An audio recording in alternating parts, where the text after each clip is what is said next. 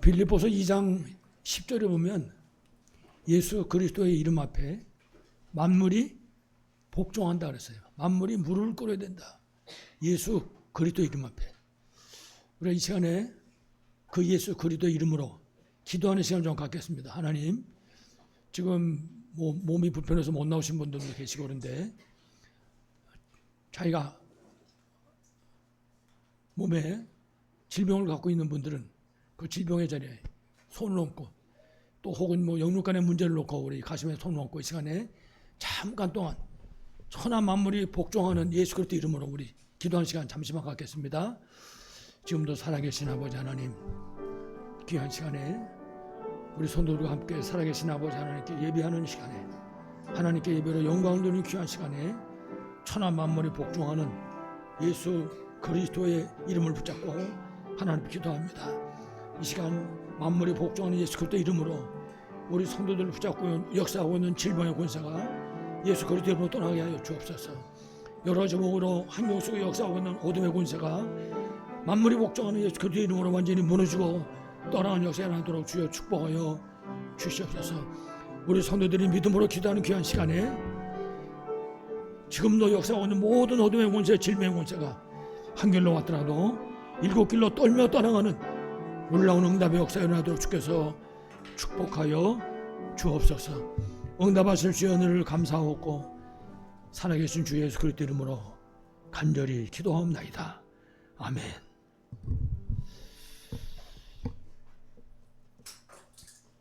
네, 오늘 우리 본문 통해서 내가 무리를 불쌍히 여기노라 그런 제목으로 말씀을 듣겠습니다. 특별히 이제 오늘 우리 본문 말씀은 8장 2절에 예수님이 하신 말씀입니다. 예수님이 사람들 쳐다보면서 그 8장 2절에 보면 그랬어요. 내가 무리를 불쌍히 여기노라. 그들이 나와 함께 있은 지 이미 사흘이 지났으나 먹을 것이 없도다. 예수님은 무리를 쳐다보고 제자들이 아닙니다. 그냥 한 번 만나고 헤어질 수 있는 그런 무리들이었거든요. 근데 이 사람들을 쳐다보면서 불쌍히 여기는 거예요. 심지어는 먹을 거 없는 것 때문에도 불쌍히 여기시고 말이죠. 걱정을 하시는 거죠. 이게 이제 예수님의 마음입니다. 우리 찬송가 중에 주님의 마음을 본받는 자, 그 마음에 평강이 찾아오면 그런 찬송가 있어요.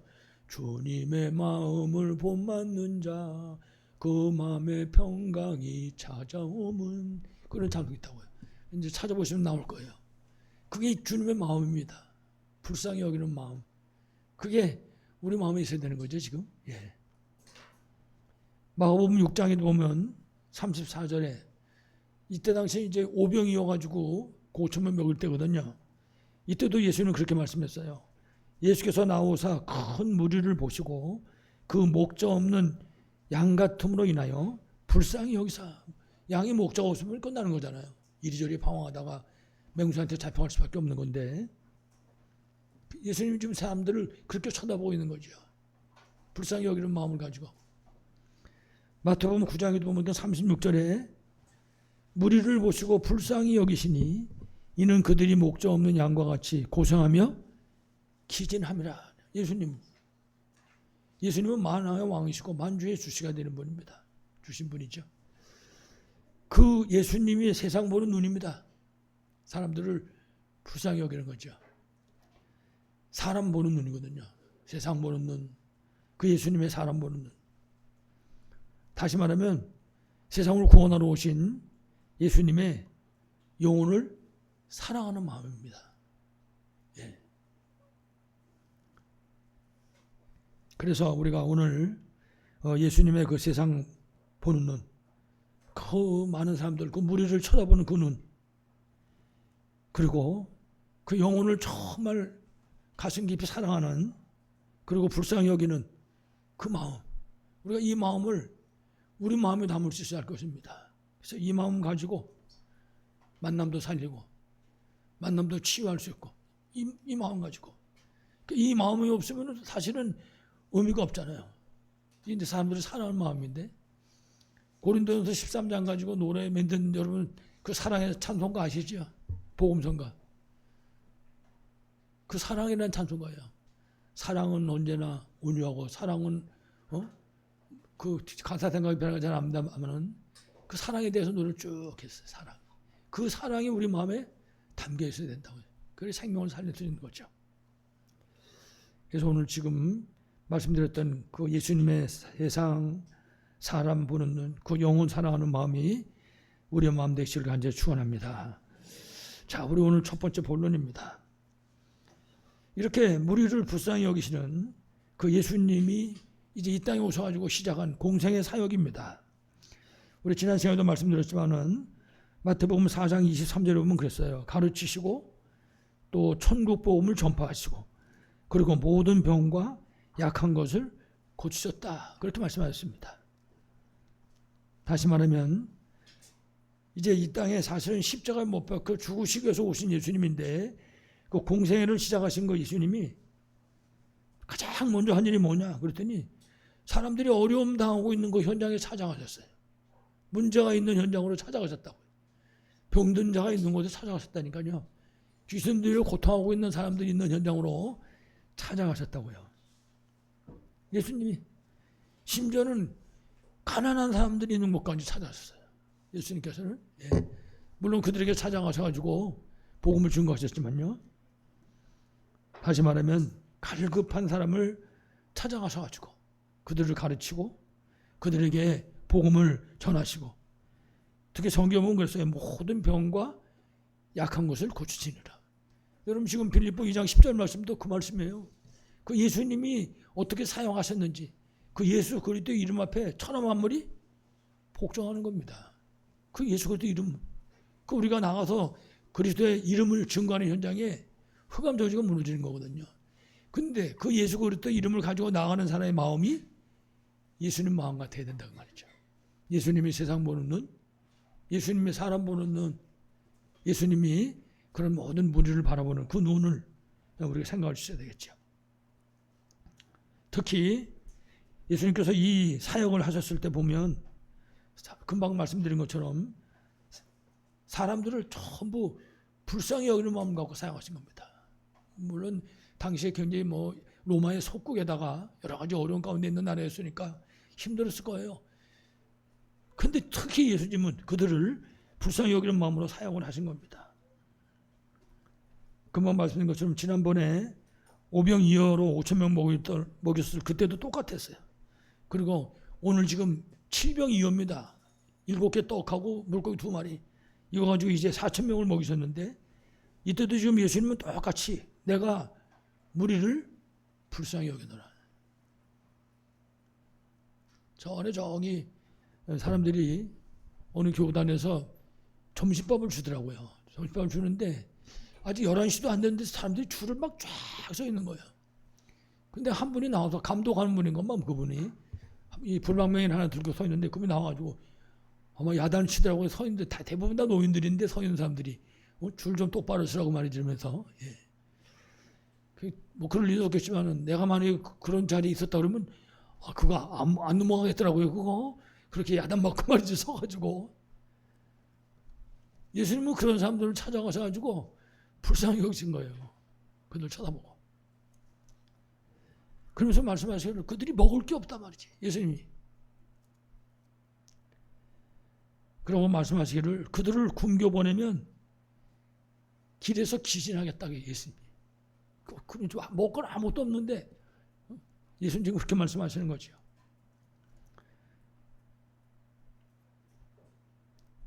성경 보니까 그랬어요. 그들 중에는 멀리서 온 사람들도 있느니라. 멀리서 왔는데 지금 먹지도 못하고 가면 어떻게 되겠냐 이제 그 말을 하는 거죠. 그 무리들을 불쌍히 여기는 예수님의 마음이죠. 물론 당시에도 또 이런 사람들이 있었어요. 당시에 바리새인 서기관 사람들은 자기들이 의인이라고 얘기했던 사람들이거든요.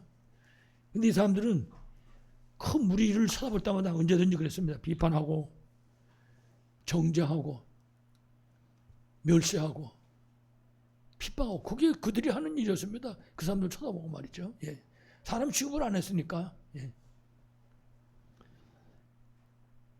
그렇지만 예수님은 안 그랬죠. 영혼을 사랑하시고 불쌍히 여기신 겁니다. 그리고 복음을 전하는 거죠. 그러니까 막 사람들이 예수님을 쳐다보면 환호를 한 거예요. 자기 편이라고 생각하는 거지. 그래 예수님 보고 그 가난한 사람들의 편이다. 가난한 자들, 범죄인들, 창녀들의 친구라고 예수님 보고 그렇게 얘기해서 이 바리새인 서기관들이 그렇게 말했죠. 오늘 예배하는 우리 복음하는 교회 전 성도가 예수님의 이 마음을 내 마음에 담으시기 바랍니다. 그래서 정말 영혼을 불쌍히 여기는 그런 우리 모두 다 되기를 바라겠습니다. 그래서 우리가 성경을 쭉 읽어보면요, 두 번째로 예수님이 오셔가지고 이렇게 관심을 갖고 계신데 그 예수님이 가지고 계신 그 관심이 그게 바로 온 세상 만물을 만드시고 다스리시는 하나님의 관심이었던 겁니다. 그 예수님의 관심이. 그러니까 하나님의 관심은 여기다도 관심을 갖고 있는 거예요. 이 무리에 힘들고 어려움 당하는 무리들에게 관심을 갖고 계신 거죠. 다시 말하면 예수님이 이 세상에 오신 것은 결국은 하나님이 오신 것입니다. 눈에 보이지 않는 하나님이 눈에 보이는 하나님으로 이 땅에 오셨잖아요. 그분이 바로 예수 그리스도이신 것이죠. 그래서 마태복음 16장 20절에 주는 그리스도시요 살아계신 하나님의 아들이십니다. 살아계신 하나님의 아들이라는 말은 하나님이시다 그런 뜻입니다. 그러니까 하나님이 이 땅에 보이는 하나님 예수 그리스도로 오신 것이죠. 그리고 말씀드렸던 것처럼 예수님께서 지금 사람들을 불쌍히 여기셨다 그러는데 예수님이 사람들을 불쌍히 여기시는 그거는 바로 하나님이 온 천지 만물을 창조하시고 다스리시는 그 하나님이 이 사람들을 불쌍히 여기신다 그런 마음인 거죠. 하나님의 마음. 특히 오늘 성경에 예수님께서 가난한 사람들, 병든 사람들에게 관심을 기울였다고 했습니다. 그들을 불쌍히 여기셨다고 그러거든요. 이 하나님이 바로 그런 사람들에게 관심을 갖고 계신 것이죠. 그건 하나님은 생명 살리는 게 하나님의 절대 계획인데 그 생명을 살리는 사람들의 가슴 속에 뭘 담아갖고 있어야 되냐? 그 사람들을 불쌍히 여기는 마음을 담아갖고 있어야 된다. 그죠? 그게 주님의 마음이란 말이죠. 거기에 관심을 가지셔야 된다. 왜 그렇습니까? 하나님은 사랑이기 때문에. 여러분 요한일서 4장 8절을 보면요. 그렇게 말했어요. 하나님은 사랑이시라. 하나님은 사랑이십니다. 이 사랑은 조건을 놓고 하는 사랑이 아가페 사랑이지. 아무 조건 없는 무조건적인 사랑을 말하는 거죠. 요한복음 3장 16절에도 그렇게 말씀했어요. 하나님이 세상을 이처럼 사랑하사. 그게 하나님의 사랑이거든요. 아가페 사랑이에요. 무조건적인 사랑이죠.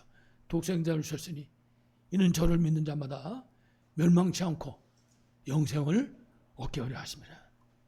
그렇습니다. 다시 말하면 예수님의 관심이 곧 하나님의 관심이요. 예수님의 사랑이 곧 하나님의 사랑인 것입니다. 그래서 우리 말씀에도 예수님께서 가난한 사람들에게 혹은 병든 사람한테 그리고 귀신 들린 사람들에게 관심을 가진 것입니다. 예수님께서는. 그리고 그들을 치유하셨습니다. 그들 그 일을 하시느라고 너무나 바빠가지고 잡수실 시간도 없고 주무실 시간도 없었다. 성경은 그렇게 얘기합니다. 너무 바빠서 가난한 사람들, 병든 사람들, 귀신 들린 사람들을 찾아가서 치유하기 위해 가지고 그 예수님의 마음이고 사역이셨던 것이죠. 그래서 이 일 때문에 성육신 하신 겁니다. 이 일 때문에 세상에 오셨다고요. 우리가 그 찬송가 304장 찬송했잖아요. 그 크신 하나님의 사랑 말로 다 형용 못하네. 하나님 예수 그리스도 저 높고 높은 별을 넘어 이 낮고 낮은 땅 위에 의인을 구하러 온 게 아니라 죄 범한 영혼을 구하려고 이 땅에 오신 겁니다. 그래서 그들을 사랑하시는 거죠. 그래서 성육신 하시고 결국 십자가에 못 박혀 피 흘려 죽으신 것입니다. 그래서 우리가 살아난 거거든요. 우리가 하나님 아버지 그러는 배후에는 예수 그리스도의 십자가가 있는 겁니다. 십자가에 온갖 고난과 고통이 있는 거라고요. 우리가 하나님 아버지, 우리가 그 하나님께 예배하는 그 배후에 십자가에 못 박히신 그리스도가 있는 거죠. 그리고 그분이 바로 하나님이라는 증거로, 그분이 그리스도라는 증거로 장사 지내마다 있었다가 3일 만에 다시 살아나신 것이죠. 그러니까 오늘 우리한테 이 땅에 원수는 없는 겁니다. 모든 사람이 전도 대상자라. 나한테 잘한 사람이든지 못한 사람이든지 그 전부가 다. 전에 어떤 분이 목사님인데 자기는 어디든지 다 갈 수 있다고 그러더라고요. 자기는 이북도 갈 수 있다고 그러더라고요. 보험전화로. 한 군데는 안 간다는 거야. 거기 어디냐고. 일본이래요. 그거 왜 그러냐 했더니 일본 나쁘다고 말이지. 성경에 보면 여러분 요나서라는 성경이 있습니다. 그 요나서에 나오는 주인공이 요나입니다. 하나님이 요나 보고 저 니느웨 성에 가가지고 복음을 전하려는 거예요. 거 가가지고 그 얘기를 요나가 듣고는 도망갑니다. 안 하려고. 그 왜 그랬냐?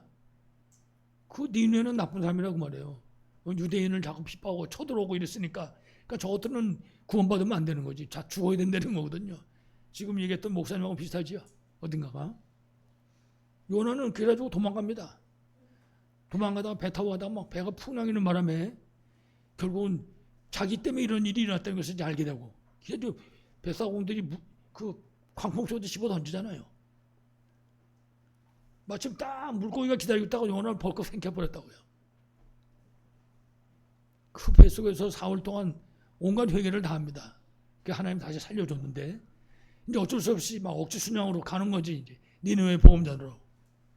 거기가 사람이 사흘 길이라 그랬어요. 삥 둘레가 약 96km 한 100km 가까이 되는데 이 사람이 하루 길만 갔어요. 하루 길만 가고 복음을 전했는데 막 니느웨 성이 다 뒤집어진 거예요. 막 짐승까지 금식하고 말이지. 온 동네가. 이래가지고 하나님한테 막 원망합니다. 이 요나가. 그거 보라고 내가 그래서 여기 복음 안 전하려고 그랬는데 말이지. 이거 가라고 그래가지고 지금 저거 다 회개하고 말이지. 이렇게 됐지 않았냐. 이래가지고 나무 비탈에 가가지고 초막을 하나 쳐놓고 기다리고 있습니다. 이것들이 장차 어떻게 될 건가. 그런데 하나님이 벌을 안 내리시고 구원하시잖아요. 그러니까 그 초막에 있어가지고 좀 쳐다보고 있는 겁니다. 그때 하나님이 거기 박랑쿨을 나게 해서요. 박랑쿨. 그러니까 그늘이 생기니까 좀 시원하잖아요. 그나마 해도. 그러니까 야 참 시원하다. 요나가 이제 좋아서 그늘에 있는데 하나님이 볼날 하나 보내가지고 박랑쿨을 잘라먹게 만드는 거예요. 박랑쿨 죽어버렸단 말이죠. 이랬더니 요나가 신경질을 내고 말이죠. 이놈의 박랑쿨 말이에요. 이게 왜 벌레가 와서 먹어서 죽겠냐 말이지. 그때 하나님이 요나 보고 하신 말씀이에요. 너 하루에 지금 났다가 죽어버리니 박랑쿨도 네가 쳐다보고 그렇게 원망 불평을 했는데 저 니느웨 성에는 좌우를 분간하지 못하는 사람들이 지금 수십만 명이다. 어린애가. 그게 마땅히 살려내야지 그걸 죽이면 되겠냐. 하나님 그 말씀하시는 거거든요. 좀 전에 말씀드렸던 어떤 그 목사님이 일본은 절대 안 간다 그런 것처럼 우리가 일본은 안 가고 가고를 떠나서 우리 주위에 있는 사람들 하나님 우리에게 맡기신 사람들 불쌍히 여기는 마음이 우리에게 담아 있어야 됩니다. 복음을 전할 때 의무가 아닙니다. 사랑이 이유인 거죠. 내가 구원받았으니까 내가 구원받은 그 사랑의 마음을 가지고 하나님 우리에게 맡겨주신 전도 대상자들에게 우리가 복음을 증거할 수 있어야 되겠습니다. 우리 통해서 이런 구원의 역사가 날마다 일어나기를 간절히 축원합니다. 자, 그래서 오늘 우리 본문에 특별히 예수께서는 이 떡이 7개입니다. 그래서 7병 2열을 가지고 물고기도 2마리였습니다. 축사하시고 이제 제자들에게 띄어서 나눠주셨습니다. 그 모여있는 사람들에게 주기 위해서. 그래서 특별히 떡과 생선을 제자를 통해 가지고 무리들에게 나눠주셨습니다. 8장 6절을 보면 이래가지고 성경 보니까 사람들이 배불리 먹고 7광지를 거뒀다. 5병이었다 똑같이 이렇게 말씀하셨습니다. 그래서 먹은 사람들이 약 4,000명이었다 그렇게 말씀합니다. 예수님이 그 저들을 불쌍히 여기는 그 마음을 가지고 그 떡을 들고 그 물고기를 들고 기도하신 겁니다. 하늘 향해서 축사하셨다고요. 그랬더니 말이지 이런 기적 같은 역사가 일어나게 됐던 것이죠. 지금도 마찬가지입니다. 만약에 예수님께서 우리를 위해서 축복하신다면 예수님께서 우리가 그 예수 그리스도 이름으로 진짜 기도한다면 영혼으로 사랑하는 마음을 가지고 우리가 정말 기도한다면 무슨 답을 주실지 알 수 없는 거죠. 예레미야 33장 1절로 3절을 보면 그렇게 말씀합니다. 이를 행하는 여호와 그것을 지어 성취하는 여호와, 인간의 생사목을 주관하시는 여호와, 그런 뜻입니다. 그 하나님한테 뭐라고 말하느냐? 너는 내게 부르짖으라. 내가 네게 응답하였고 네가 알지 못하는 크고 은밀한 일을 네게 보이리라. 그렇습니다. 우리가 진짜 믿음을 가지고 기도하면, 우리가 정말 영혼을 사랑하는 마음으로 기도하면 하나님이 어떤 역사를 있을지는 아무도 모르는 겁니다. 오늘 말씀 속에는 물고기 2마리 떡 7개 가지고 4,000명을 먹이는 그런 기적 같은 역사도 일어났던 것입니다. 중요한 것은 무조건 축복하신 것이 아니라 예수께서 누구에게 축복하시는지, 축복하시는 조건이 있는 것입니다. 누구한테 복을 주시는가? 물론 오직 육신적인 복만을 얘기하는 것은 아닙니다만 가장 중요한 것이 예배가 회복되는 겁니다. 첫 번째가 예배가 회복된 사람의 그 기도, 그 기도에 하나님은 응답하시고 축복하시는 겁니다. 그래서 우리가 예배를 통해서 진짜 힘을 얻고 정말 답을 얻는 사람, 예배가 회복된 사람의 삶입니다. 그런 사람들은 영육간의 치유의 증거를 얻게 되는 거죠. 우리가 주님 앞에서 치유받아야 될 부분이 많거든요. 육신적인 문제도 있고 영적인 부분도 있고 우리 삶의 현장도 많고 그래요. 뭐 지역을 내다봐도 나라라 세계를 내다봐도 치유받아야 될 것이 너무나 많잖아요. 예배를 통해서 힘도 얻고 답도 얻고 치유의 증거를 얻을 수 있게 되는 거죠. 예수님 축복하시면, 그러니까 가장 중요한 것이 예배 회복이다. 예배 실패는요, 인생 실패인 겁니다. 두 번째는 정말 기도와 찬양이 회복된 사람이에요. 하나님 받으시는 기도, 하나님 받으시는 찬양, 이 회복된 사람입니다. 이 사람은 성령 인도를 받게 되거든요. 그 사람의 현장에는 성령의 역사가 일어난다고요. 예. 성령의 역사가 일어나는 그 현장에 당연히 성령의 열매가 맺혀지게 되는 거거든요. 하나님이 이 사람의 기도를 들으시고 응답하시고 이 사람을 하나님 축복하신 거죠. 예배가 회복된 사람, 기도와 찬양이 회복된 사람. 우리가 생각해 보면 됩니다. 나는 예배가 회복된 사람인가? 나는 기도와 찬양이 회복된 사람인가? 우리 생각해 보면 되겠죠. 그리고 세 번째는 하나님의 절대 계획인 전도자의 삶이 회복된 사람입니다. 237의 방향 맞추고 사는 사람. 우리는 구원받는 순간에 하나님께로부터 사명을 받았잖아요. 선교사. 저도 여러분도 선교사잖아요. 우리는 다른 사람들이 우리 통해서 예수가 그리스도의 사실을 알게 되는 거거든요. 우리 통해서 예수가 그리스도의 사실을 믿게 되는 거잖아요. 우리가 선교사거든요. 그러다 보니까 우리가 사는 우리 현장이 선교지란 말이에요. 거기가 어떤 곳이 됐든지 이렇게 항상 기억해야 되죠. 말씀드렸던 것처럼 정말 모든 만남이 전도 대상된 거라. 우리의 모든 만남이. 그러니까 이 사실을 붙잡고 누리는 사람. 누굴 만나든지 이런 사람을 만나도 저런 사람을 만나죠. 그래서 가만히 메시지를 생각하면서 제가 이렇게 생각했더니 조금 죄송합니다만 밉살스러운 사람이 있더라고요. 그래서 저보고 그래서 야, 너 밉살스러운 마음을 가지고 이제 설교할 거냐 이거. 저 한 가지만 얘기하려고 했거든요. 불쌍히 여기는 마음. 불쌍히 여기는 마음을 갖고 복음을 전하자. 그거 한 가지만. 근데 밉살스러운 그 사람이 있더라고요. 감속에.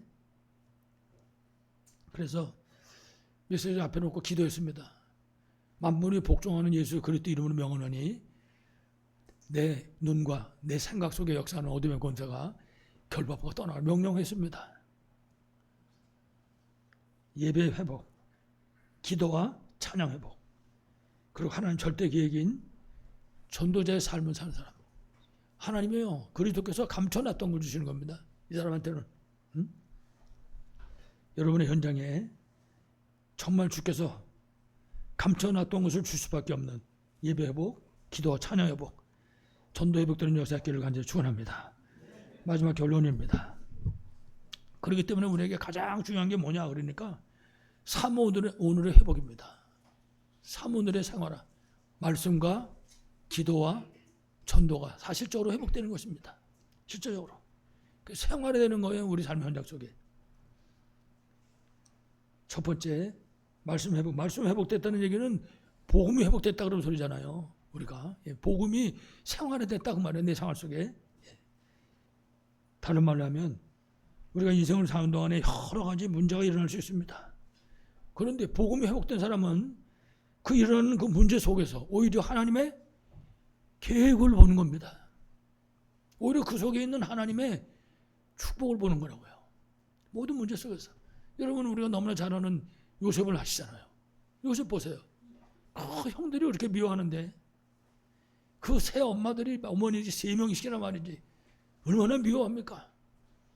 오직하면 너무 미워가지고 막 구덩이에 처박아서 죽일 정도까지 미워했잖아요. 근데 자기 앞에 당하는 건 모든 일 속에서 오히려 하나님 계획 발견하는 거예요. 거기서 오히려 하나님 축복을 보는 거죠. 이래 노예로 팔려갔는데도 그 속에서도 하나님과 함께한 비밀을 누리고 억울하게 누명 쓰고 감옥에 들어가지고도 그 속에서 하나님의 계획을 보고 오히려 응답받잖아요. 그 속에서 하나님 우리에게 모델로 주신 겁니다. 모델. 그러니까 가장 중요한 게 뭐냐? 우리 영적 상태인 거예요. 예수님이 저 사람들을 무리를 보시고 불쌍히 여기는 거는 그 예수님의 영적 상태거든요. 그게 하나님도 그러시니까 예수님도 그러시고 성령께서도 똑같이 그렇게 역사하시고. 그래서 우리가 복음이 회복됐다는 것은 우리 앞에 일어나는 모든 문제 속에서 오히려 하나님의 계획을 보는 겁니다. 여기 어떤 계획이 담겨 있는 건가? 오히려 그것 때문에 하나님의 축복을 우리가 볼 수 있어야 할 것입니다. 복음 회복. 두 번째가 기도 회복입니다. 기도 회복은 기도를 열심히 잘한다 그런 의미가 아닙니다. 여기서 말하는 기도 회복은 기도 회복은 우리가 인생을 사는 동안에 우리 앞에 닥쳐오는 그런 모든 문제 속에서 오히려 하나님의 계획을 발견하고 하나님의 응답을 발견하는 겁니다. 그 문제가 기도 제목으로 바뀌는 겁니다. 그 기도 제목도 우리 인간의 욕심이 아니라 하나님의 뜻을 이룰 수 있는 하나님의 계획을 성취하는 그 하나님의 응답을 발견하는 것입니다. 그러니까 그게 기도다. 그게 기도 회복이라는 거죠. 그러니까 우리가 만약에 영혼을 사랑하는 마음을 가지고 기도한다면 진정한 기도가 회복된 거죠. 내가 전도하고 있는 A라고 하는 사람이 있는데 참 사람 볼 때마다 불쌍히 여기는 마음이 생긴다.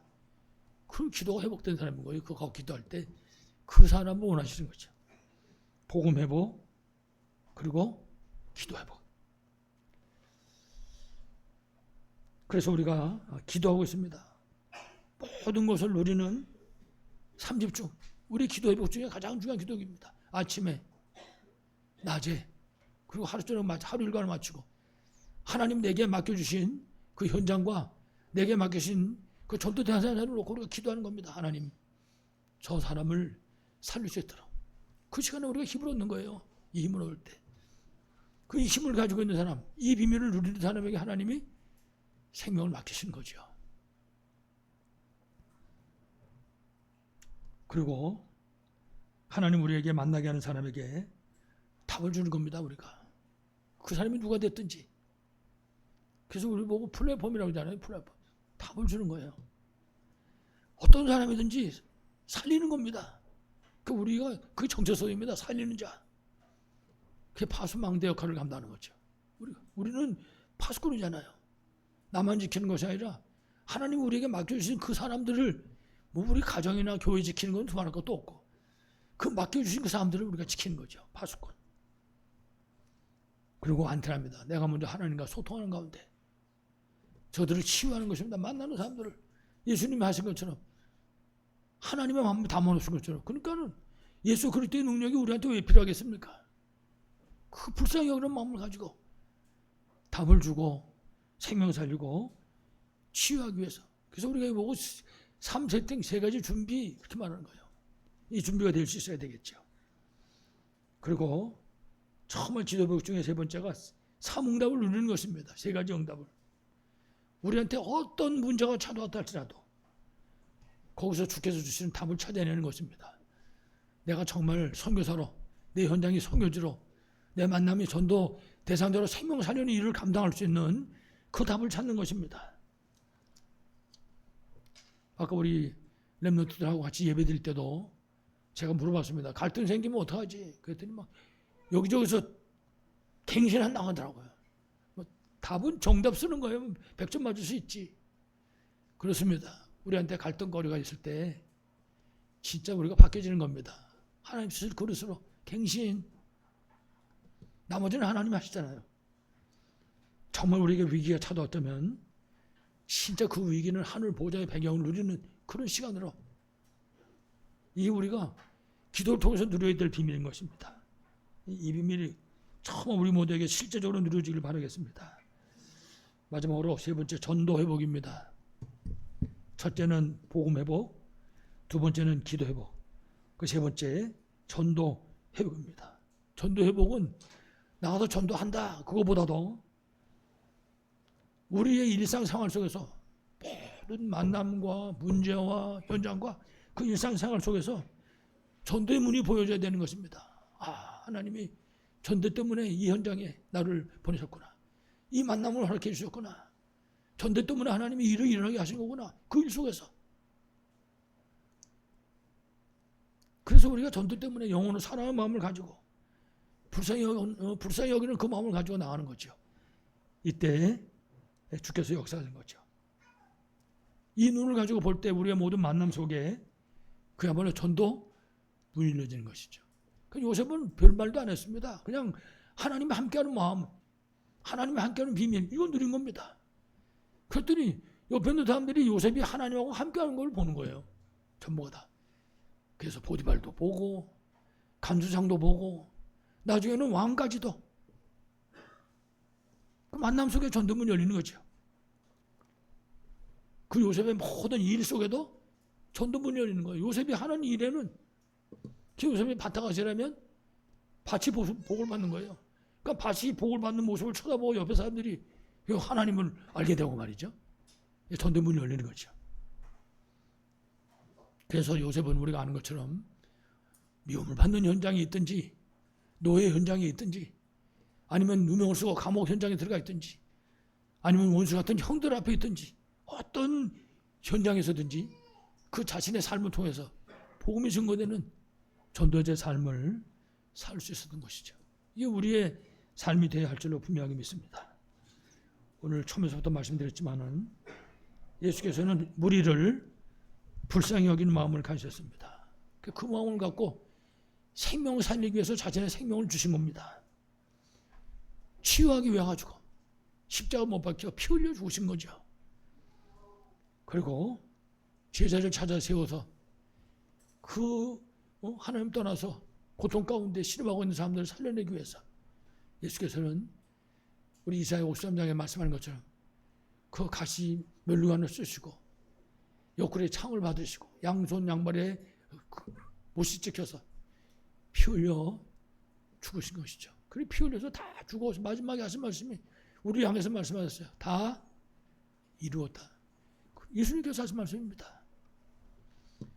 아무쪼록 예수님이 가지고 계신 하나님의 말씀, 하나님의 뜻과 마찬가지로 무리를 불쌍히 여기는 그런 마음으로 정말 생명 살리고 치유하고 제자 찾는 전도자로 승리하시기를 간절히 축원합니다.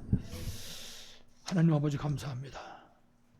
지금도 예수님이 그리스도요, 우리가 가진 모든 문제 해답이고 해결자는 분명한 사실을 믿습니다.